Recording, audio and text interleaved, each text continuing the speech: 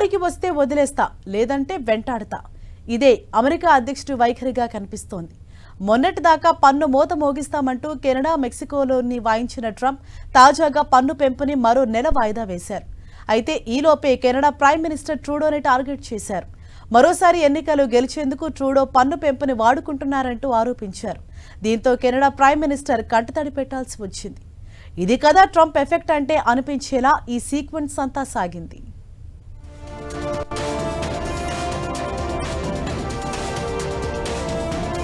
Trump దెబ్బకి కంటతడి పెట్టిన ట్రూడో,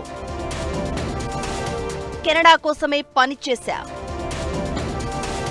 ప్రజలను వదిలేయలేదు, ఇకపైన కింద పడేయను.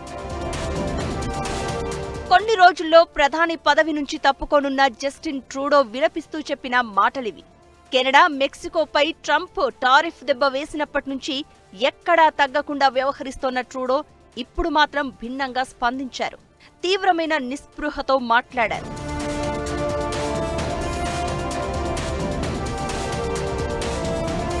గత కొన్నేళ్లుగా జరిగిన పరిణామాలపై మాట్లాడిన జస్టిన్ ట్రూడో ట్రంప్ టారిఫ్కు గట్టిగా బుద్ధి చెప్తామని, ప్రతీకార సుంకాలు విధిస్తామంటూ చెప్పారు. అసలు కెనడా, మెక్సికోని టార్గెట్ చేయడంపై చాలా రోజులుగా ట్రూడో వ్యతిరేకంగా ఉన్నారు. తమ రెండు దేశాలు బలంగా లేకపోతే అమెరికా ఫస్ట్ అనే స్లోగన్కు అర్థం లేదు అన్నారు.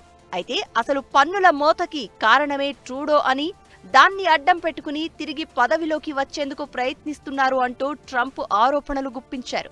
దీనిపైనే ట్రూడో స్పందిస్తూ తనకి వ్యక్తిగత ప్రయోజనం కంటే కెనడా దేశమే ముఖ్యమంటూ చెప్తూ ఇలా కంటతడి పెట్టారు.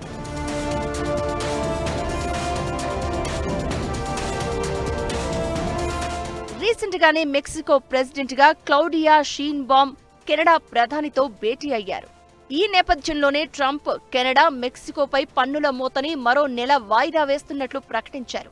కెనడాని 51వ అమెరికా రాష్ట్రంగా ట్రంప్ వర్ణిస్తున్నప్పటి నుంచే ట్రూడో ఆయనకి వ్యతిరేకంగా గళమెత్తారు. అమెరికాలో కార్చిచ్చు ఆర్పడానికి కావాలంటే తాము సాయం చేస్తామని 2 నెలల క్రితం ప్రకటించారు. ఆ తర్వాత by Canada, ban on America products అంటూ తమ దేశంలో పిలుపిచ్చారు. ఇలానే యుక్రెయిన్కి, యూరప్ యూనియన్కి కూడా స్నేహ హస్తం చాచారు. ఈ నేపథ్యంలోనే అమెరికా అధ్యక్షుడు ట్రంప్ కెనడాని వేటాడుతున్నట్లు వరుస సుంకాల ప్రకటనలు గుప్పించారు. ఈ క్రమంలోనే పదవి చివరి కాలంలో ఇలా ఎమోషనల్ అయినట్లు తెలుస్తోంది. ఈ ఏడాది అక్టోబర్లో ఇక్కడ ఎన్నికలు జరగనున్నాయి.